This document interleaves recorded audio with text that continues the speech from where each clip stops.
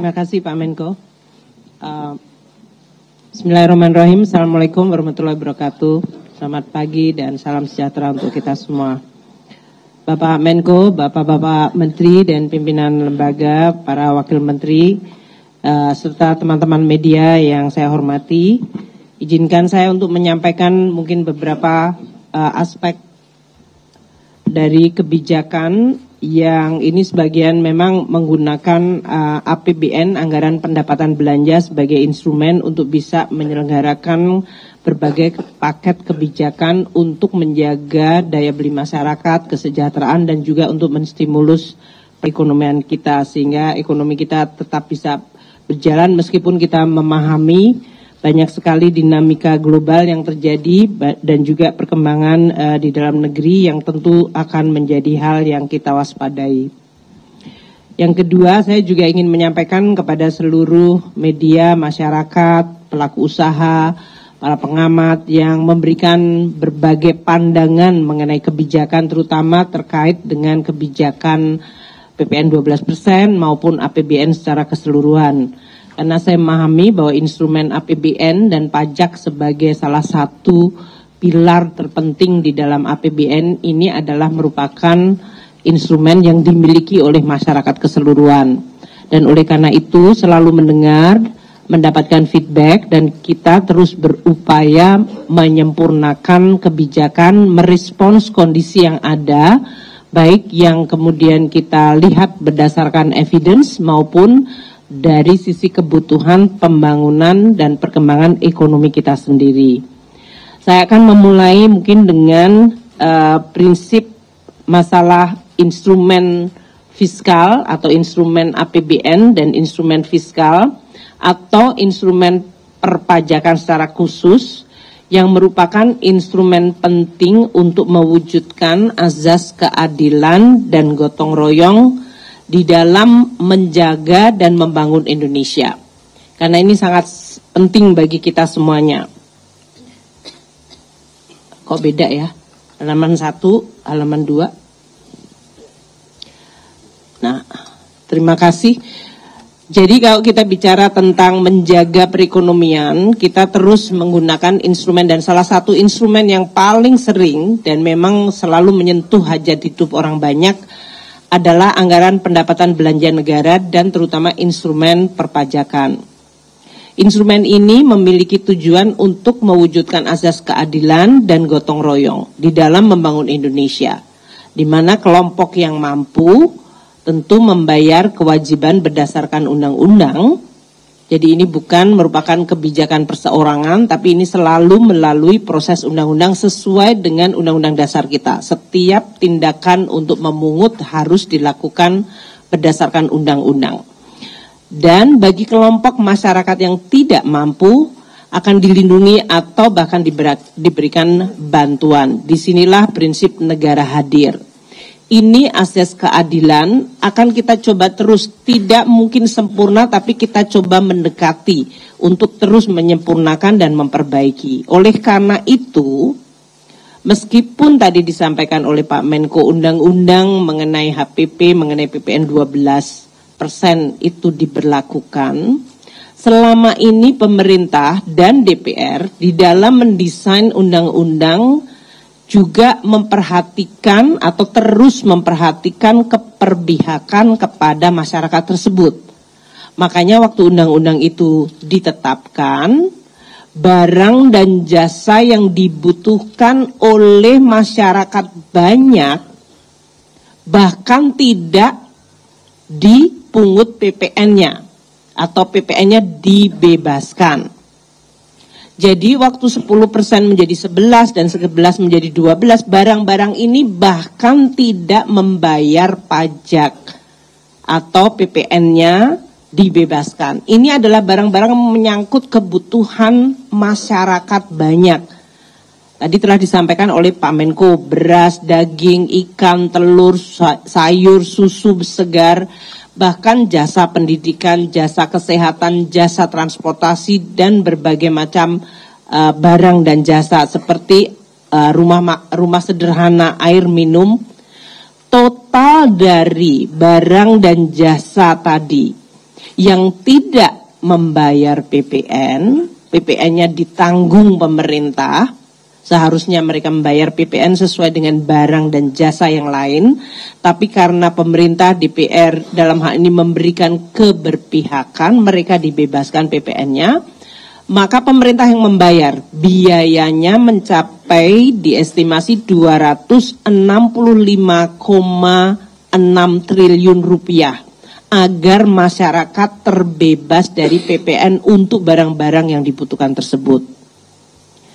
Nah, untuk barang-barang yang masih terkena PPN, namun kita juga dalam hal ini melihat sebagai barang yang dibutuhkan masyarakat, oleh kami semua dari kementerian bersama Pak Menko memutuskan untuk barang-barang seperti tepung terigu, gula untuk industri, dan minyak kita, minyak curah, minyak goreng curah, itu PPN-nya tetap di 11%. Artinya kenaikan menjadi 12%, 1%-nya pemerintah yang membayar. Dan tentu sesuai dengan masukan dari berbagai pihak termasuk DPR, agar azas gotong royong di mana PPN 12 dikenakan bagi barang yang dikategorikan mewah, maka kita juga akan menyisir untuk kelompok harga untuk barang-barang dan jasa yang merupakan barang jasa kategori premium tersebut. Seperti rumah sakit kelas VIP, pendidikan yang standar internasional yang berbayar mahal. Nah, desain paket kebijakan ekonomi ini adalah mencoba untuk selengkap mungkin. Baik dari sisi demand side, karena banyak yang menyampaikan permintaan menurun meskipun tadi Pak Menko menyampaikan indikator dari konsumsi masih cukup bertahan baik. Namun juga ada beberapa data yang menggambarkan mungkin tekanan ekonomi dirasakan dan oleh karena itu pemerintah merespons. Kami dalam hal ini untuk mendesain paket stimulus ini mempertimbangkan secara seimbang sisi permintaan terutama kelompok menengah ke bawah yang tetap dimaksimalkan untuk dilindungi perlindungannya dan bahkan bantuannya. Dan di sisi lain juga stimulus ini untuk mendukung agar sektor-sektor produktif yaitu di bawah Kementerian Perindustrian, Perumahan itu bisa meningkat kegiatannya. Karena ini penting untuk menjaga momentum pertumbuhan ekonomi, penciptaan kesempatan kerja, optimisme di dalam masyarakat. Maka paket stimulus ini dibuat sekomplit mungkin. Untuk rumah tangga ada bantuan pangan bagi kelompok yang paling membutuhkan. Nanti saya sebutkan untuk beberapa yang mendapatkan benefit. Ada PPN DTP untuk barang-barang yang dikonsumsi paling sering seperti tepung terigu, gula, terutama gula untuk masukan ke industri dan minyak goreng kita. Itu diproteksi PPN-nya tetap tidak mengalami kenaikan ke-12, 1%-nya ditanggung pemerintah. Dan juga rumah tangga ini akan menikmati diskon listrik 50%. Untuk pekerja ada paketnya juga. Dari mulai akses kehilangan, jaminan kehilangan pekerjaan. Dan nanti untuk industri padat karya, di mana lagi-lagi yang disasar adalah pekerjanya dan industrinya, juga ada insentif PPh pasal 21 DTP untuk industri padat karya, pembiayaan industri padat karya, dan bantuan 50% untuk jaminan kecelakaan kerja untuk sektor padat karya. Ini adalah karena kita mendengar, melihat, membaca, dan melihat data untuk memberikan dukungan pada industri padat karya. Untuk UMKM juga diperpanjang masa berlaku PPh 0,5% final dan juga volume dari pendapatan sampai 500 juta tidak kena pajak. Untuk industri mobil dan hybrid, mobil listrik dan hybrid juga dilakukan insentif untuk kendaraan bermotor listrik berbasis baterai dan yang hybrid. Kemudian kita juga memberikan PPN DTP untuk sektor perumahan karena ini adalah sektor yang selain memenuhi kebutuhan masyarakat hajat hidup orang banyak, juga memiliki multiplier dan penciptaan kesempatan kerja yang besar. Nah, kami akan memulai dengan APBN sebagai instrumen yang akan terus kita jaga. Kami memahami pandangan dari berbagai masyarakat, namun APBN itu instrumen bernegara bersama untuk seluruh perekonomian dan untuk menjaga seluruh masyarakat dan perekonomian. Maka APBN harus terus dijaga sehat dan harus sustainable atau berkelanjutan. Banyak sudah contoh negara-negara apabila APBN-nya sendiri tidak sehat dan tidak sustainable, maka APBN bukan sumber solusi tapi dia menjadi sumber krisis. Maka kewajiban kami untuk menjaga APBN itu tetap terjaga sehat dengan 3 fungsi yang penting, yaitu fungsi alokasi, fungsi stabilisasi dan distribusi. Bagaimana kita membuat perekonomian sehat melalui APBN, menjaga stabilitas, apalagi sering terjadi guncangan-guncangan dari mulai COVID, geopolitik, kenaikan harga komoditas, bahkan waktu krisis ekonomi dan keuangan global tahun 2010. APBN adalah instrumen yang diandalkan untuk menjaga stabilitas.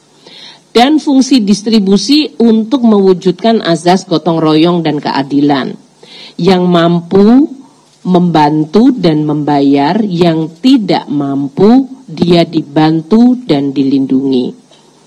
APBN juga menjadi instrumen untuk berbagai fungsi ekonomi, sosial, dan bahkan menjaga lingkungan dan untuk memperbaiki inklusivitas. Dan APBN merupakan instrumen penting untuk menjaga pertumbuhan ekonomi yang berkelanjutan, menyelesaikan atau mengatasi masalah-masalah struktural seperti kemiskinan, pengangguran, dan kesenjangan. Indonesia menempati ranking kedua paling transparan di dalam belanja perpajakannya. Belanja perpajakan ini adalah istilah terminologi untuk pajak yang tidak ditimpakan kepada pelaku usaha atau masyarakat, namun kemudian ditanggung oleh pemerintah. Makanya disebutnya adalah belanja perpajakan. Indonesia termasuk yang paling transparan dan nilainya cukup tinggi, yaitu mencapai 445,5 triliun rupiah atau 1,83% dari PDB kita. Nah, insentif PPN ini kita berikan sebagai berikut dengan nilainya.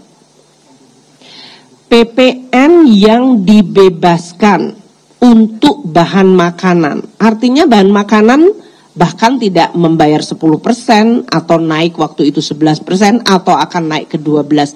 Mereka PPN-nya 0% dan itu nilai PPN-nya adalah 77,1 triliun, itu pemerintah yang menanggung.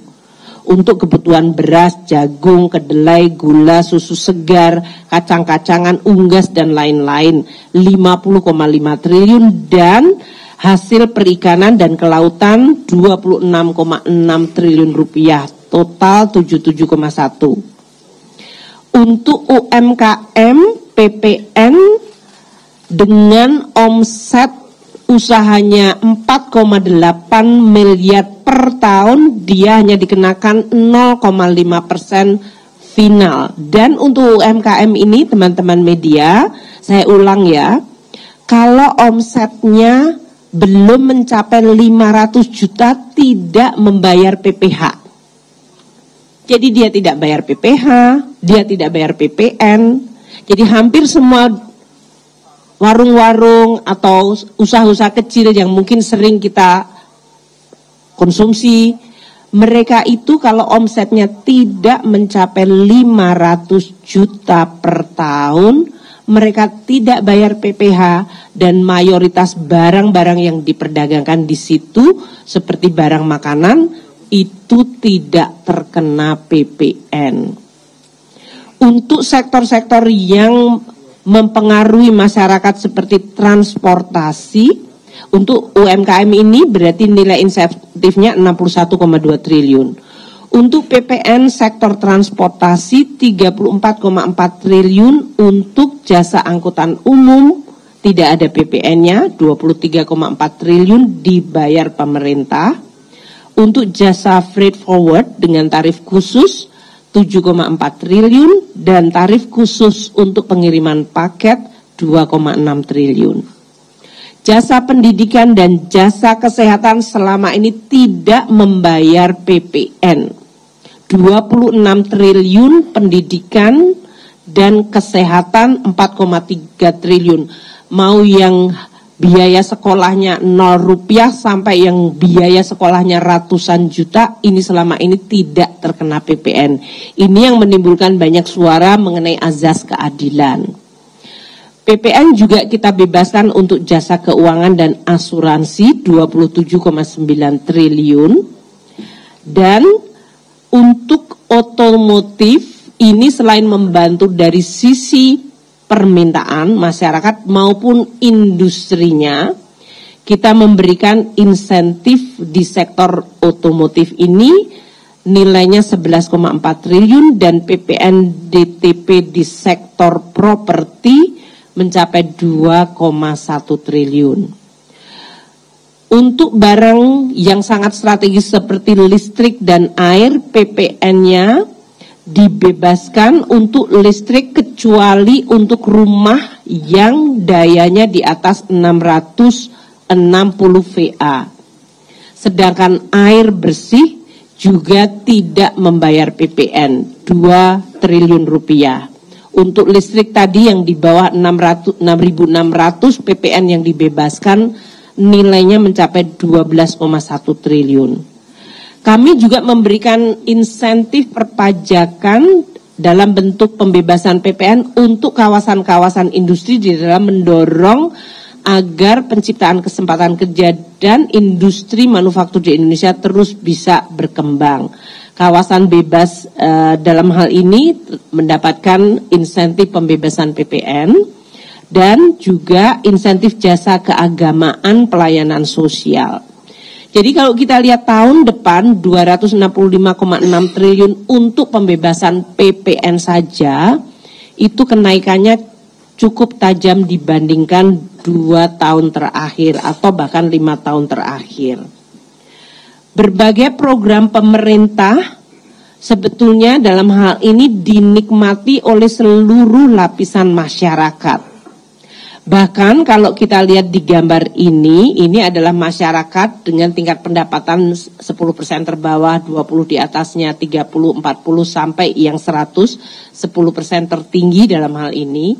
Kita lihat untuk yang biru tua itu adalah fasilitas pembebasan PPN. Yang menikmati sebetulnya mayoritas adalah kelompok paling kaya, yaitu desil 910.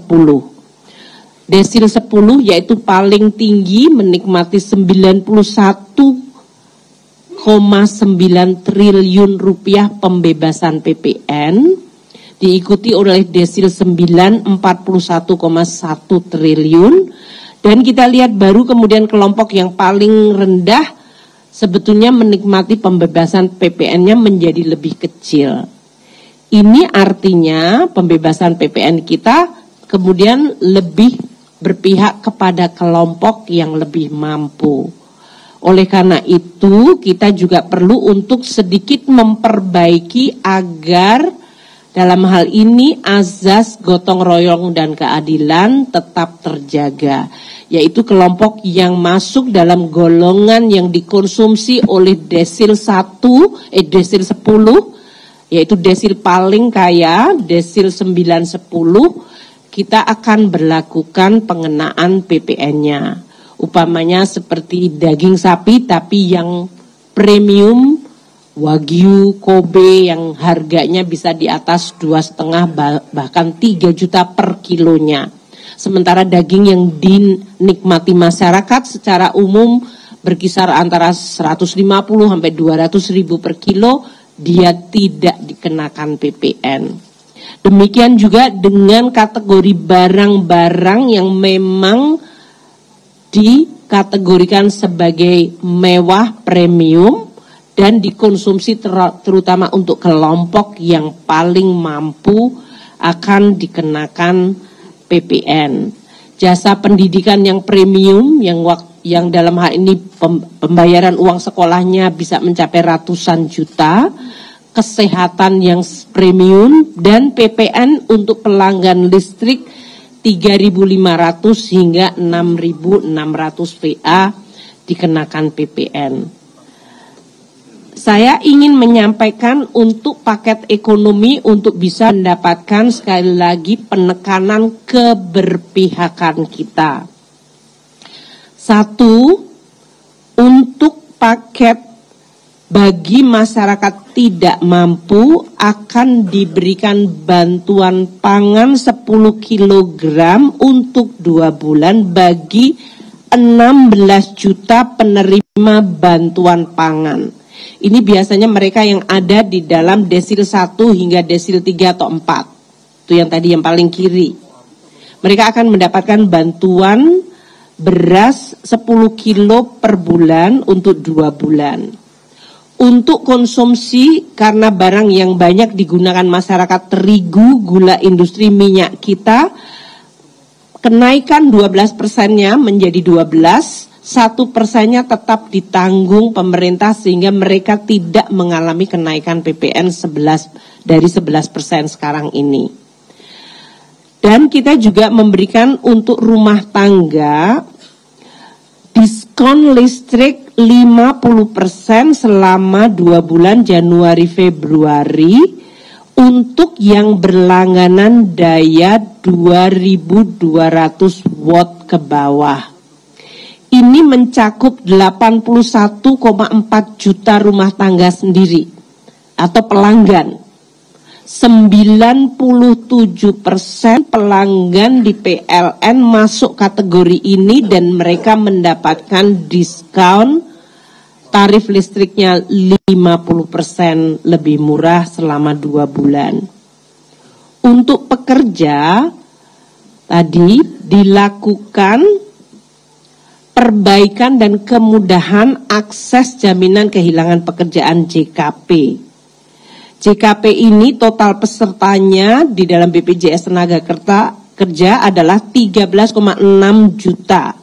Dana kelolaannya 14,4 triliun rupiah. Ini akan dibuatkan kemudahan sehingga mereka yang kehilangan pekerjaan diharapkan akan bisa mengakses mendapatkan bantuan JKP. Pemerintah melalui APBN juga sudah memasukkan uang untuk membantu di dalam JKP ini.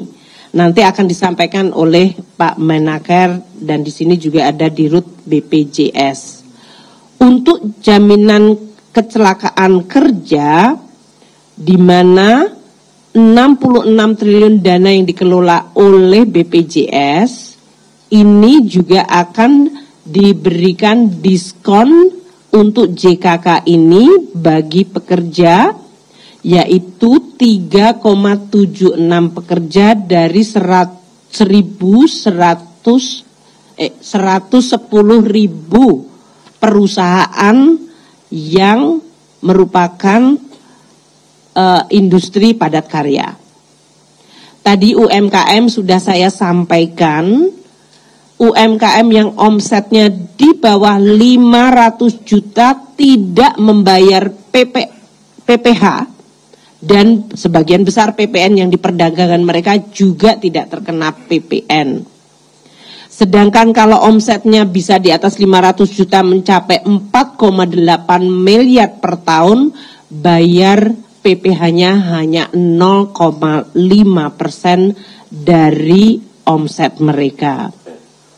Tadi saya sampaikan industri padat karya menjadi perhatian pemerintah. Kita memberikan beberapa paket untuk membantu dari mulai PPh 21 untuk para pekerjanya yang gajinya mencapai 10 juta, maka PPh pasal 21-nya ditanggung oleh pemerintah sampai 10 juta per bulannya. Untuk industri padat karya yang akan merevitalisasi barang modalnya juga diberikan kredit dengan insentif suku bunganya sangat murah, hanya 5%. Dan untuk jaminan kecelakaan kerja dari sektor padat karya ini, bantuan 50% iurannya selama 6 bulan akan didiskon. Untuk mobil listrik, nanti Pak Menteri Perindustrian akan menyampaikan, kita meneruskan yang selama ini sudah dilakukan, ditambah dengan untuk kendaraan hybrid, yaitu PPNDTP-nya 3%. Sektor perumahan, nanti Pak Ara dari Menteri Perumahan akan bisa menyampaikan, ini juga meneruskan policy untuk bisa menjaga momentum pembangunan dari sektor perumahan yang menciptakan multiplier efek yang banyak untuk sektor konstruksi dan juga real estate. Demikian Pak Menko yang kami bisa sampaikan, semoga masyarakat memahami bahwa ini adalah sebuah paket lengkap, komprehensif dengan terus melihat data, mendengar semua masukan dan mencoba memberikan keseimbangan dan menjalankan tugas kita untuk menggunakan APBN dan perpajakan sebagai instrumen menjaga ekonomi, mewujudkan keadilan dan gotong royong. Terima kasih Pak Menko, saya kembalikan. Terima kasih Bu.